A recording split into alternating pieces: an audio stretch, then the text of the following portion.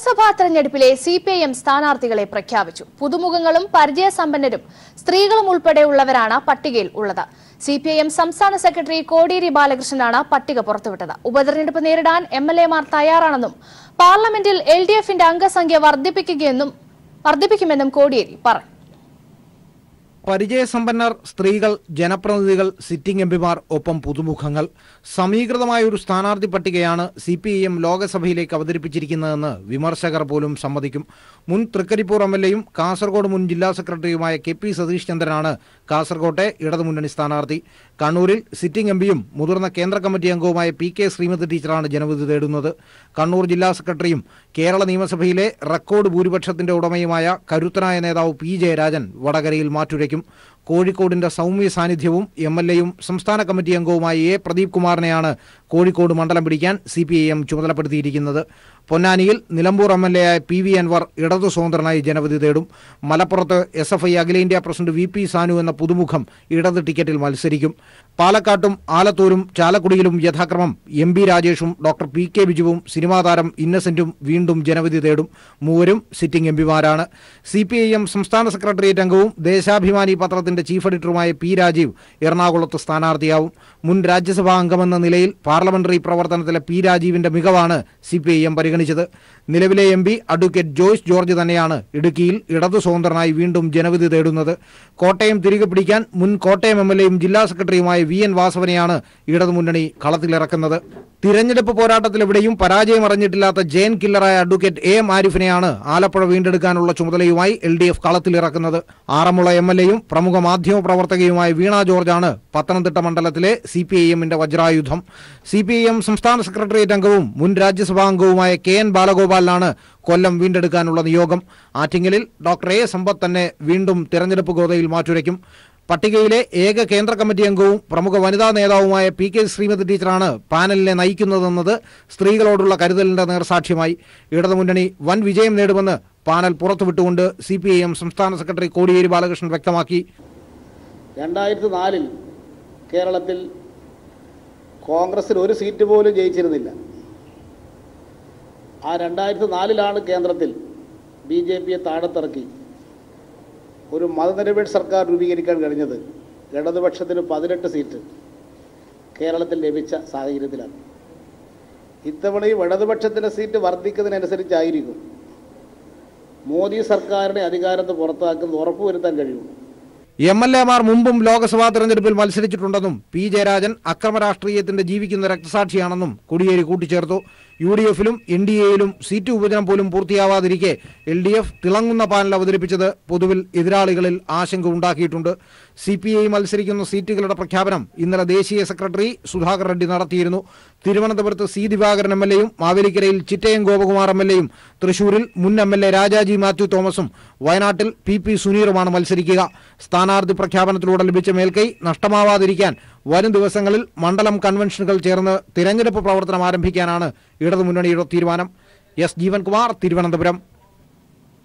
ലോക്സഭാ സ്ഥാനാർത്ഥി പ്രഖ്യാപനം വന്നതോടെ ഇടതുമുന്നണി സ്ഥാനാർത്ഥി കെ.എൻ. ബാലഗോപാലിന്റെ ഇലക്ഷൻ പ്രചരണത്തിനും അനൌദ്യോഗിക തുടക്കമായി. ജില്ലയുടെ വിവിധ പ്രദേശങ്ങളിൽ ഇടതുമുന്നണി പ്രവർത്തകർ പ്രചരണം ആരംഭിച്ചു. പോയി അവരെ കാണുക, എല്ലാവരെയും കാണുക എന്ന് പറയുന്ന അടുത്ത ദിവസങ്ങളിലായിരിക്കും. പക്ഷേ പ്രധാന ഘടകം ബോർഡുകളും പ്രധാന ജംഗ്ഷനിലും ഒന്ന് പോയിട്ട് വോട്ട് അഭ്യർത്ഥിച്ച് പ്രവർത്തനം തുടങ്ങുന്നു എന്നൊരു അനുവാദം മേടിക്കാൻ വേണ്ടി പോകുന്നൊരു പരിപാടിയാണ്. ഇടതുപക്ഷ ജനാധിപത്യ മുന്നണിക്ക് വളരെ നല്ല അനുകൂലമായ ജനങ്ങളുടെ പിന്തുണ ഉണ്ടാകുമെന്നാണ് ഞങ്ങൾ പ്രതീക്ഷിക്കുന്നത്. കാരണം കേന്ദ്രത്തിലെ രാഷ്ട്രീയത്തിൻ്റെയും കേരളത്തിലെ രാഷ്ട്രീയത്തിൻ്റെയും സാഹചര്യത്തിൽ ഏറ്റവും വിശ്വസനീയമായ ജനങ്ങൾക്കൊപ്പം നിൽക്കുന്ന ഏറ്റവും മാതൃകാപരമായ പ്രവർത്തനം നടത്തുന്ന ഒരു മുന്നണിയും രാഷ്ട്രീയവുമാണ് ഇടതുപക്ഷ ജനാധിപത്യ മുന്നണിയുടേത് എന്നുള്ളതുകൊണ്ട് വളരെ അനുകൂലമായ ഒരു സാഹചര്യം തന്നെ ജനങ്ങളുടെ ഭാഗത്തുണ്ടാകും. എല്ലാവരുടെയും പിന്തുണയും സഹായവും ഞങ്ങൾക്കുണ്ടാകും എന്നാണ് ഞങ്ങൾ ആത്മാർത്ഥമായിട്ട് ആത്മവിശ്വാസത്തോടെ പ്രതീക്ഷിക്കുന്നത്. എല്ലാവരുടെയും പിന്തുണയുണ്ട് ഞങ്ങൾ അഭ്യർത്ഥിക്കുകയും ചെയ്യുകയാണ്. ഇങ്ങനെ ന്യൂസ് ചാനലുകളിൽ കൂടി ഞങ്ങൾ ജനങ്ങളെടുത്തോളം വീണ്ടും എല്ലാ പിന്തുണയും സിറ്റിംഗ് എംപിയോടാണ് മത്സരിക്കാൻ പോകുന്നത്. അത്രത്തോളം ഒരു ആത്മവിശ്വാസം ആറ്റിങ്ങലിന്റെ അമരക്കാരനാകാൻ പാർട്ടി തീരുമാനിച്ചതിൽ തനിക്ക് സന്തോഷമുണ്ടെന്ന് doctor A. Sampath MP. Party നൽകുന്ന ഉത്തരവാദിത്തം നിറവേറ്റി കണ്ണിലെ കൃഷ്ണമണി പോലെ ആറ്റിങ്ങലിലെ ജനങ്ങളെ കാത്തുസൂക്ഷിക്കുമെന്നും അദ്ദേഹം പറഞ്ഞു. റിനു ശ്രീധർ തയ്യാറാക്കിയ റിപ്പോർട്ട് കാണാം. ആറ്റിങ്ങലിന്റെ ചരിത്രമുറങ്ങുന്ന മണ്ണിൽ, ആറ്റിങ്ങലിന്റെ ചുവപ്പ് കോറിയിട്ട മണ്ണിൽ CPM നേതൃത്വം വീണ്ടും ഇറക്കുന്നത് ഡോക്ടർ സമ്പത്ത് എം പിയെ തന്നെയാണ്. സർ നമസ്കാരം. അതായത് 4ാം തവണയാണ് മത്സരരംഗത്തേക്ക് ഇറങ്ങുന്നത്. വളരെ വലിയ ഉത്തരവാദിത്തമാണ് ഈ 4ാം തവണയും അങ്ങ് ഏറ്റെടുക്കാൻ പോകുന്നത്. അത്രയും അധികം വിശ്വാസമാണ് പാർട്ടിക്ക് അങ്ങയിലുള്ളത്. എങ്ങനെ നോക്കിക്കാണുന്നു ഈ ഒരു സ്ഥാനാർത്ഥിത്വത്തെ? എൻ്റെ പാർട്ടി CPIM എന്നെ ഏൽപ്പിച്ചതായ ഒരു ചുമതലയാണ്. എൻ്റെ പാർട്ടി ഏരിയ കമ്മിറ്റി സെക്രട്ടറി മീരാസക ഉൾപ്പെടെയുള്ള നേതാക്കൾ അത്തരത്തിൽ അവരെല്ലാം ആലോചിച്ച് എടുത്ത സുചിന്തിതമായ ഒരു തീരുമാനം. അത് എന്ത് ചുമതലയാണ് നമ്മൾ ഓരോരുത്തരും നിർവഹിക്കേണ്ടത് എന്നുള്ളത് ആ തീരുമാനം കമ്മ്യൂണിസ്റ്റ് പാർട്ടി നേതൃത്വം അങ്ങനെ ആ ചുമതലയുടെ ഭാഗമായി എന്നെ ഏൽപ്പിച്ചതാണ് ഈ ഒരു ദൗത്യം. ജനങ്ങൾ അർപ്പിച്ചതായ ഒരു വിശ്വാസമുണ്ട്. അത് താങ്കൾ സൂചിപ്പിച്ചതുപോലെ തന്നെ ഈ ജനങ്ങൾ അർപ്പിക്കുന്നതായിട്ടുള്ള വിശ്വാസം കണ്ണിലെ കൃഷ്ണമണി പോലെ കാത്തു സൂക്ഷിക്കാനുള്ളതാണ്. ജനങ്ങൾക്കൊപ്പം നിന്നുകൊണ്ട് ജനങ്ങളിൽ ഒരാളായി നിന്നുകൊണ്ട് ഇവരുടെ എല്ലാം ഭാഷയിൽ പറഞ്ഞാൽ ജനങ്ങളുടെ വക്കീലായി പാർലമെൻറ്റിനെ കോടതിയായി ഉപയോഗിക്കുക എന്നതാണ് ഞാൻ ചെയ്തത്. തീർച്ചയായും. കാരണം എന്ന് പറയുന്നത് ഈ 4ാം തവണ, അതായത് 3 തവണയും പാർലമെന്റിലേക്ക് എത്തിയപ്പോൾ ആറ്റിങ്ങലിന്റെ വെറും ഒരു MP ആയി അല്ല, കേരളത്തിന്റെ ഒരു MP ആയിട്ടാണ് അങ്ങ് സംസാരിച്ചത്. ഏറ്റവും മികച്ച പാർലമെന്റേറിയൻ ആയിട്ടുൾപ്പെടെ അങ്ങ് തിരഞ്ഞെടുത്തിട്ടുണ്ട്. ഇനി മുന്നോട്ട് വയ്ക്കുന്നത്, അതായത് 4ാം തവണ വിജയിച്ചെത്തുകയാണെങ്കിൽ എന്തായിരിക്കും മുന്നോട്ട് വയ്ക്കുന്ന ഏറ്റവും പ്രധാനപ്പെട്ട ഒരു ഘടകമെന്ന് പറയുന്നത്? പണ്ഡിറ്റ് ജവഹർലാൽ നെഹ്റു നമ്മളെല്ലാം പഠിപ്പിച്ചൊരു കാര്യമുണ്ട്. ഈ രാഷ്ട്രം നിലനിൽക്കുന്നുവെങ്കിൽ നമ്മളാരും മരിക്കുന്നില്ല. നിങ്ങൾ ഇടതുപക്ഷത്തെ MP-മാരെ അവരുടെ പ്രവർത്തനത്തെ നിങ്ങൾ വിലയിരുത്തുക. UDF ഉൾപ്പെടെയുള്ള മറുചേരികളിലുള്ളവരെ വിലയിരുത്തുക.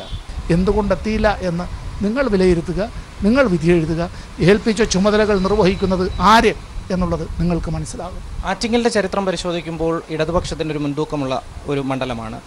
എങ്കിൽ പോലും ഇപ്പോൾ നമുക്ക് നിയമസഭാ മണ്ഡലങ്ങൾ പരിശോധിച്ചാൽ 7-ൽ 6 ഇടതുപക്ഷത്തിനാണ്. ആറ്റിങ്ങലിലെ ജനങ്ങൾ വീണ്ടും അങ്ങയെ നെഞ്ചിലേറ്റും എന്ന് ഒരു പ്രതീക്ഷയുണ്ടോ? എതിർ സ്ഥാനാർത്ഥിയെക്കുറിച്ച് ആരാണെങ്കിൽ പോലും എന്താണ് അങ്ങയുടെ ഒരു പ്രതികരണം? ബഹുഭൂരിപക്ഷം ഗ്രാമപഞ്ചായത്തുകളും ബ്ലോക്ക് പഞ്ചായത്തുകളും ജില്ലാ പഞ്ചായത്തിലെ ബഹുഭൂരിപക്ഷം അംഗങ്ങളും LDF-നൊപ്പമാണ്. ഞങ്ങൾ ജനങ്ങളോടൊപ്പം നിന്നത്, ഞങ്ങൾ ജനങ്ങളുടെ വിഷയങ്ങൾ ഏറ്റെടുത്തത്, ജനങ്ങളുടെ നല്ല ചങ്ങാതിയായി ഞങ്ങൾ നിലകൊണ്ടതുകൊണ്ട് അവർ ഞങ്ങളെ സഖാവായി തന്നെ കാണുന്നത്. അത് എപ്പോഴും ഞങ്ങൾ ജനങ്ങളിൽ നിന്നാണ് പാഠം ഉൾക്കൊള്ളുന്നത്. എന്തായാലും വീണ്ടും ആറ്റിങ്ങലിൻ്റെ ഒരു അമരക്കാരനാകാൻ അങ്ങക്ക് കഴിയട്ടെ. എല്ലാവിധ ആശംസകളും. ആലപ്പുഴ മണ്ഡലം സ്ഥാനാർത്ഥി AM ആരിഫിന്റെ പ്രതികരണത്തിലേക്ക്. അവര് തീർച്ചയായും എൻ്റെ പ്രവർത്തനവും LDF-ന്റെ ശരിയായ രാഷ്ട്രീയവും ഒക്കെ വിലയിരുത്തി അവർ നല്ല ഭൂരിപക്ഷത്തിൽ ഇന്ത്യയിൽ ഒരു സംശയമില്ല. ഔദ്യോഗികമായ പ്രചാരണ പ്രവർത്തനങ്ങൾ ഇന്ന് തുടങ്ങുകയാണോ? എങ്ങനെയാണ് ഔദ്യോഗികമായ പ്രചാരണ പ്രവർത്തനങ്ങൾ ഇന്ന് തുടങ്ങി? അതിൻ്റെ തുടക്കം കരുനാഗപ്പള്ളി CPI ഓഫീസിൽ നിന്നാണ്. തിങ്കളാഴ്ച കൺവെൻഷൻ.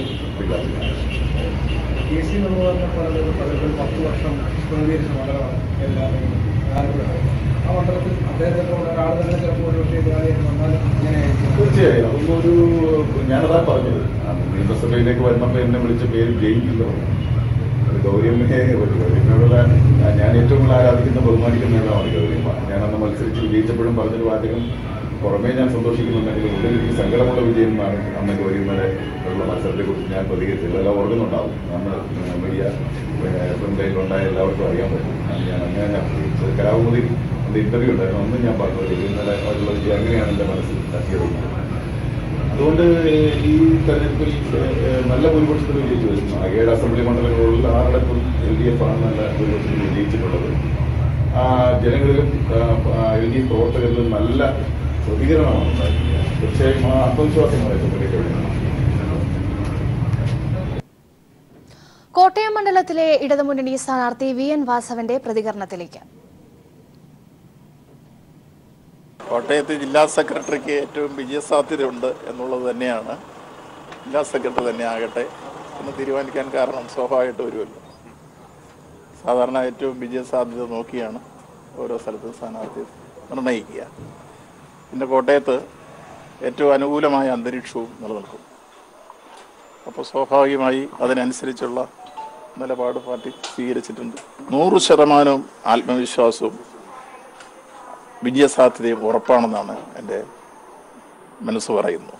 മറ്റൊന്നും കൊണ്ടല്ല, ഞാൻ എല്ലാ കാലത്തും പാർലമെൻറ്റ് അംഗം അല്ലാത്ത കാലത്തും നിയമസഭ അല്ലാത്ത കാലത്തും ജനങ്ങളോടൊപ്പം ഈ നാട്ടിൽ സജീവ സാന്നിധ്യമാണ്.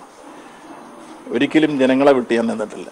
ഒരു 4.5 പതിറ്റാണ്ട് കാലത്തെ പൊതുപ്രവർത്തനത്തിൽ എന്നും ഒരു സന്ദർഭത്തിൽ പോലും എന്തെല്ലാം ജനകീയ പ്രശ്നം ഈ ജില്ലയിൽ ഉണ്ടായിട്ടുണ്ടോ, അടുത്ത ജില്ലയിൽ ഉണ്ടായിട്ടുണ്ടോ, അതിലെല്ലാം ഏത് സമയത്തും ശ്രദ്ധിക്കാറുണ്ട്, ഇടപെടാറുണ്ട്. എന്നാലാകാവുന്ന സഹായം ജനങ്ങൾക്ക് വേണ്ടി ചെയ്യാൻ ശ്രമിച്ചിട്ടുണ്ട്. ഇടുക്കിയിൽ ഇത് രണ്ടാം തവണയാണ് അഡ്വക്കേറ്റ് ജോയിസ് ജോർജ് ലോക്സഭാ തെരഞ്ഞെടുപ്പിൽ ജനവിധി തേടുന്നത്. കന്നിയംഗത്തിലെ മികച്ച വിജയത്തിന്റെ ആത്മവിശ്വാസവും നടപ്പിലാക്കിയ വികസന പ്രവർത്തനങ്ങളുമാണ് ഇത്തവണ അദ്ദേഹത്തിന് മുതൽക്കൂട്ട്. 4.5 വർഷം കൊണ്ട് മണ്ഡലത്തിൽ നടപ്പാക്കിയത് 4750 കോടി രൂപയുടെ വികസന പ്രവർത്തനങ്ങൾ. മലയോര ജനതയെ അലട്ടിയുന്ന ഭൂപ്രശ്നങ്ങളിൽ സംസ്ഥാന സർക്കാരിന്റെ ഇടപെടലിലൂടെ പരിഹാരം കാണാൻ ശ്രമിച്ചു. കസ്തൂരിരംഗൻ റിപ്പോർട്ടുമായി ബന്ധപ്പെട്ട ആശങ്കയ്ക്ക് പരിഹാരം കാണാനുള്ള നിരന്തര ശ്രമങ്ങൾ. രണ്ടാം തവണ സ്ഥാനാർത്ഥിയായപ്പോൾ ജോയിസ് ജോർജിന് അനുകൂല ഘടകങ്ങൾ ഏറെയുണ്ട്. എല്ലാ ആളുകളും അഭിപ്രായ വ്യത്യാസം മറന്ന് ഒന്നിച്ചു നിന്നുകൊണ്ട് നന്നായി പ്രവർത്തിക്കുമ്പോൾ ഇടുക്കി അതിന്റെ എല്ലാ പ്രതിസന്ധികളെയും അതിജീവിച്ച് മുന്നോട്ട് പോകും. അതിന് കൈത്താങ്ങായി സംസ്ഥാന ഗവൺമെന്റ് കൂടെയുണ്ട് എന്നുള്ളത് ഓരോ ഇടുക്കിക്കാരനെ സംബന്ധിച്ചും വലിയ തോതിലുള്ള പ്രത്യാശയും ആശ്വാസവും തന്നെയാണ്. 2014 തെരഞ്ഞെടുപ്പിൽ ഹൈറേഞ്ച് സംരക്ഷണ സമിതിയുടെ പിന്തുണയോടെ ഇടത് സ്വതന്ത്രനായി മത്സരിച്ച ജോയിസ് 50,400 വോട്ടിന്റെ ഭൂരിപക്ഷത്തിനാണ് വിജയിച്ചത്.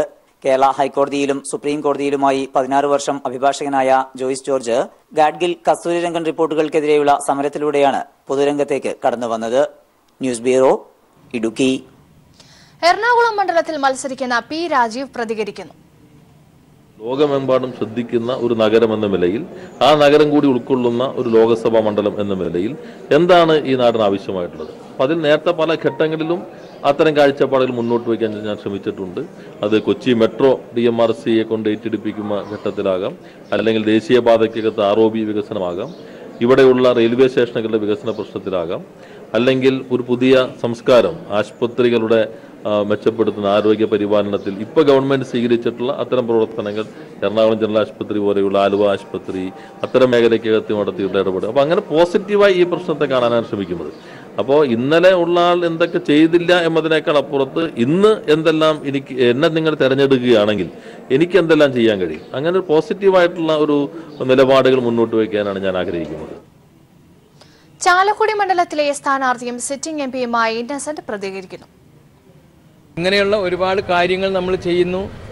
ഇനിയും ഒരുപാട് കാര്യങ്ങൾ നമുക്ക് ചെയ്യാനുണ്ട്. തീർച്ചയായിട്ടും സ്ഥാനാർത്ഥി ഇത് ഇപ്പോഴാണ് അല്ലേ പ്രഖ്യാപിച്ചത്. ഇനിയും ഒരുപാട് കാര്യങ്ങൾ, ഞാൻ നേരത്തെ പറഞ്ഞതാണ് സത്യം. അന്ന് എനിക്കൊന്നും പറയാനില്ല. വെറുതെ ഒരു സിനിമാ നടനായി വന്ന് നിന്നവനാണ് ഞാനിവിടെ. അന്ന് എന്നെ കാണാൻ വന്നിരുന്നവരും ഇയാൾ സ്ഥിരം നമ്മൾ കാണാറുള്ള സിനിമാ നടൻ, അങ്ങനെയാണ് അവർ നോക്കിക്കണ്ടിരുന്നത്. ഇന്ന് കാണുമ്പോൾ അന്ന് ഒരൊന്നും എനിക്ക് പറയാനുണ്ടായിരുന്നില്ല.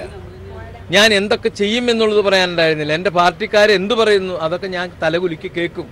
അപ്പോഴും ഞാൻ മനസ്സിൽ വിചാരിക്കും ഇതൊക്കെ നടക്കുമോ എന്നുള്ളത്. പക്ഷെ നടക്കും എന്നുള്ളതും ഇപ്പം മനസ്സിലായി. സാധ്യതാ സ്ഥാനാർത്ഥി പട്ടികയുമായി കോൺഗ്രസ് നേതാക്കൾ നാളെ ദില്ലിക്ക് തിരിക്കും. ദില്ലിയിൽ നടക്കുന്ന സ്ക്രീനിംഗ് കമ്മിറ്റി യോഗത്തിന് ശേഷം മാത്രമേ അന്തിമ പട്ടിക പ്രഖ്യാപിക്കുകയുള്ളൂ. സിറ്റിംഗ് സീറ്റുകൾ ഒഴികെയുള്ള സീറ്റുകളിലേക്ക് 2 വീതം പേരുകളാണ് പട്ടികയിൽ ഉൾപ്പെടുത്തിയിരിക്കുന്നത്.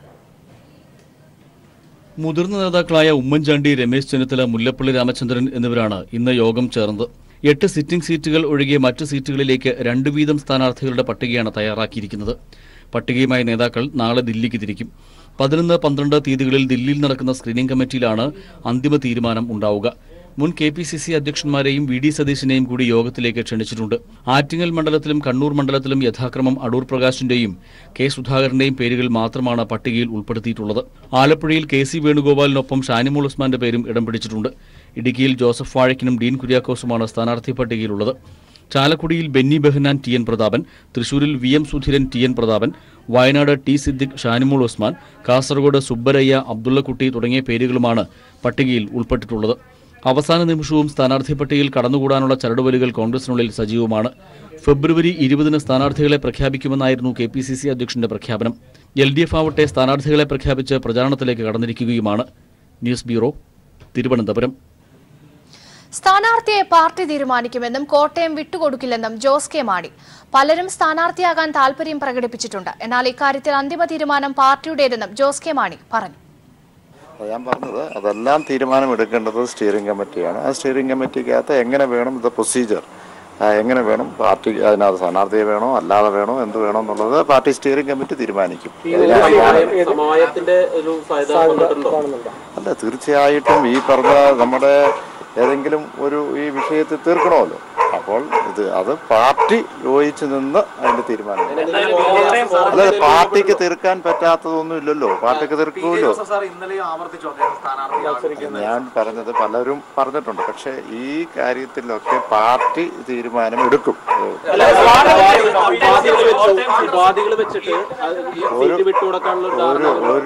ഞാൻ പറഞ്ഞത് പാർട്ടി എടുക്കേണ്ട തീരുമാനമാണ്. അത് പാർട്ടിയാണ് തീരുമാനമെടുക്കേണ്ടത്. പാർട്ടി തീരുമാനമെടുത്തു. കോട്ടയത്തിന് പുറമെയാണല്ലോ നമ്മൾ സീറ്റുകൾ രണ്ടാമത് ചോദിച്ചത്. അതിന്റെ അർത്ഥം എന്താണ്? അയോധ്യ വിധിയിൽ സുപ്രീം കോടതിയെ വിമർശിച്ച RSS ഹിന്ദു വികാരത്തിന് സുപ്രീം കോടതി മുൻഗണന നൽകിയില്ല. കേസ് വേഗത്തിലാക്കുന്നതിന് പകരം സുപ്രീം കോടതി എടുത്ത തീരുമാനം അത്ഭുതപ്പെടുത്തിയെന്നും RSS പ്രതികരിച്ചു. ക്ഷേത്ര നിർമ്മാണത്തിനായി എത്രയും വേഗം ഉത്തരവിടണമെന്നും RSS പറഞ്ഞു. അതേസമയം മുസ്ലിം വ്യക്തി നിയമ ബോർഡ് സുപ്രീം കോടതി തീരുമാനത്തെ സ്വാഗതം ചെയ്തു. മധ്യസ്ഥനെ നിയോഗിച്ച് അയോധ്യ വിഷയത്തിൽ പരിഹാരം കാണാൻ ശ്രമിക്കുന്ന സുപ്രീം കോടതി ഭരണഘടനാ ബെഞ്ചിനെ അതിരൂക്ഷമായ ഭാഷയിലാണ് RSS വിമർശിക്കുന്നത്. മധ്യസ്ഥനെ നിയമിക്കാനുള്ള കോടതി തീരുമാനം അത്ഭുതപ്പെടുത്തുന്നു. വേഗത്തിൽ തീർപ്പാക്കുകയാണ് വേണ്ടത്. ഹിന്ദു വികാരത്തിന് സുപ്രീം കോടതി മുൻഗണന നൽകിയില്ല. തടസ്സങ്ങൾ നീക്കി എത്രയും വേഗം രാമക്ഷേത്ര നിർമ്മാണത്തിന് ഉത്തരവിടുകയാണ് വേണ്ടതെന്നും RSS ആവശ്യപ്പെട്ടു.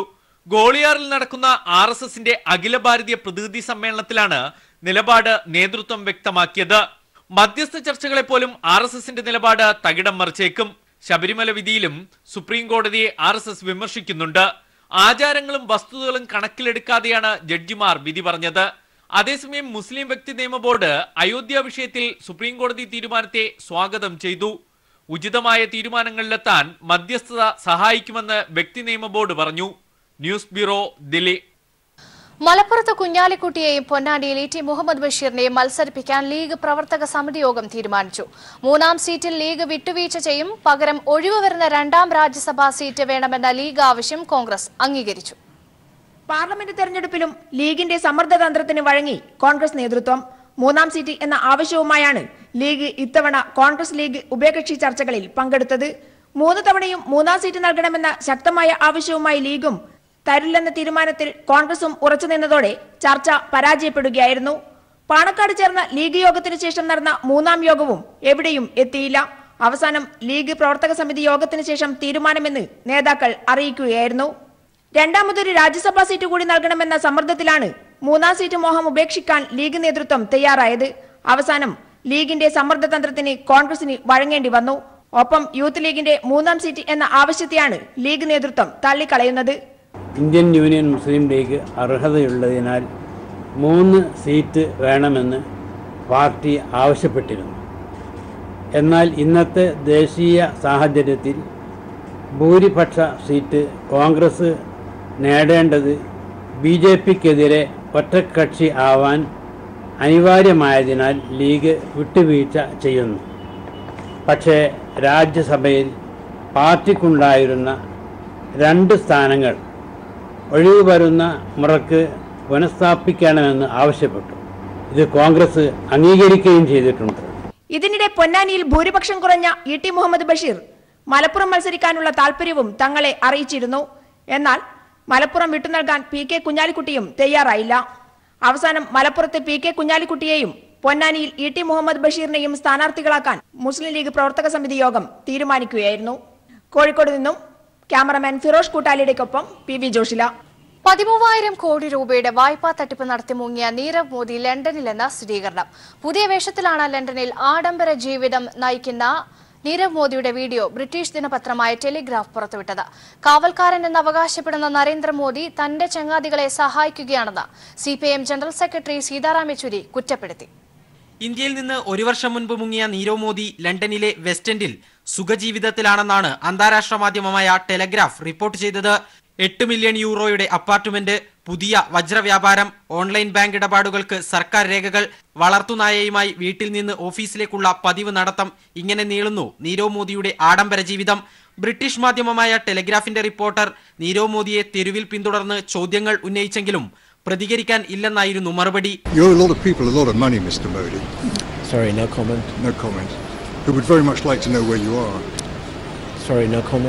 ദൃശ്യങ്ങളിലുള്ള നീരവ് മോദി ധരിച്ചിരിക്കുന്ന ഒട്ടകപ്പക്ഷിയുടെ തൊലി കൊണ്ടുള്ള കോട്ടിന്റെ വില 9 ലക്ഷം രൂപയോളമാണ്. ഇന്ത്യയിലെത്തിക്കാതെ നീരവ് മോദിയെ സഹായിക്കുന്നത് നരേന്ദ്രമോദിയാണെന്ന ആരോപണവുമായി പ്രതിപക്ഷവും രംഗത്തെത്തി. BJP സർക്കാരിനെ സ്യൂട്ട് ബൂട്ട് സർക്കാർ എന്ന് വിമർശിച്ചിരുന്ന രാഹുൽ ഗാന്ധി വിഷയം തെരഞ്ഞെടുപ്പിൽ പ്രചരണായുധമാക്കുമെന്ന് ഉറപ്പായി. കാവൽക്കാരൻ എന്നവകാശപ്പെടുന്ന നരേന്ദ്രമോദി തന്റെ ചങ്ങാതികളെ സഹായിക്കുകയാണെന്ന് CPIM ജനറൽ സെക്രട്ടറി സീതാറാം യെച്ചൂരിയും കുറ്റപ്പെടുത്തി. ഇന്റർപോൾ റെഡ് കോർണർ നോട്ടീസ് പുറപ്പെടുവിച്ച നീരവ് മോദിയെ വിട്ടുകിട്ടാൻ ഇന്ത്യ നൽകിയ അപേക്ഷ ബ്രിട്ടീഷ് ആഭ്യന്തര സെക്രട്ടറിയുടെ പരിഗണനയിലാണ്. ആവർത്തിച്ച് സന്ദേശങ്ങൾ അയച്ചിട്ടും ബ്രിട്ടനിൽ നിന്ന് അനുകൂല പ്രതികരണം ഉണ്ടായിട്ടില്ലെന്നാണ് കേന്ദ്ര സർക്കാർ ഏജൻസികളുടെ വിശദീകരണം. News bureau, Delhi. മഹാരാഷ്ട്രയിലെ BJP മന്ത്രിക്കെതിരെ 106 കോടി രൂപയുടെ തട്ടിപ്പാരോപണം. വനിതാ ശിശുക്ഷേമ മന്ത്രി പങ്കജ മുണ്ടയ്ക്കെതിരെ അഴിമതി ആരോപണവുമായി ബന്ധു തന്നെയാണ് രംഗത്ത് വന്നിരിക്കുന്നത്. അങ്കണവാടികൾക്കായി മൊബൈൽ ഫോണുകൾ വാങ്ങിച്ചതിൽ അഴിമതി നടത്തിയെന്നാണ് ആരോപണം. മഹാരാഷ്ട്ര വനിതാ ശിശുക്ഷേമ മന്ത്രി പങ്കജ മുണ്ടയ്ക്കെതിരെ അഴിമതി ആരോപണവുമായി ബന്ധുവും NCP നേതാവുമായ ധനഞ്ജയ് മുണ്ടയാണ് രംഗത്ത് വന്നിരിക്കുന്നത്. സംസ്ഥാനത്തെ 30 ജില്ലകളിലായി പ്രവർത്തിക്കുന്ന 85,452 അംഗനവാടികൾക്ക് പാനാസോണിക് എലുഗ 17 മൊബൈൽ ഫോണുകൾ വാങ്ങിച്ചതിൽ 106 കോടിയുടെ തട്ടിപ്പ് നടത്തിയെന്നാണ് ആരോപണം. ധനഞ്ജയ് മുണ്ടയുടെ വെളിപ്പെടുത്തലിന് മന്ത്രി പങ്കജ മുണ്ടെ ഇതുവരെ മറുപടി പറഞ്ഞിട്ടില്ല. എന്നാൽ ഈ ആരോപണങ്ങൾ വ്യാജമാണെന്നും ഇതിന് പിന്നിൽ ഗൂഢാലോചനയുണ്ടെന്നുമായിരുന്നു BJP നേതാവ് കേശവ് ഉപാധ്യയുടെ മറുപടി. മൊബൈൽ ഫോൺ ഒന്നിന് 8,777 രൂപ നിരക്കിലാണ് കരാർ നൽകിയത്. വിപണിയിൽ ഈ മൊബൈലിന്റെ വില 6,499 രൂപ മാത്രമാണെന്നാണ് ധനഞ്ജയ് മുണ്ടയുടെ ആരോപണം. 5,100 മൊബൈൽ ഫോണുകൾ അധികമായി വാങ്ങിവെച്ചിട്ടുണ്ടെന്നും ആരോപണമുണ്ട്. ഇതേക്കുറിച്ച് അന്വേഷിക്കാൻ സർക്കാർ തയ്യാറാവണമെന്നും ധനഞ്ജയ് മുണ്ടെ ആവശ്യപ്പെട്ടു. ജ്യേഷ്ഠാനുജന്മാരുടെ മക്കളാണ് ധനഞ്ജയ് മുണ്ടയും പങ്കജയും. NCP നേതാവായ ധനഞ്ജയ് മുണ്ടെ നിയമസഭാ കൗൺസിലിലെ പ്രതിപക്ഷ നേതാവാണ്. മുൻ കേന്ദ്രമന്ത്രി ഗോപിനാഥ് മുണ്ടയുടെ മകളാണ് പങ്കജ. News bureau, Delhi.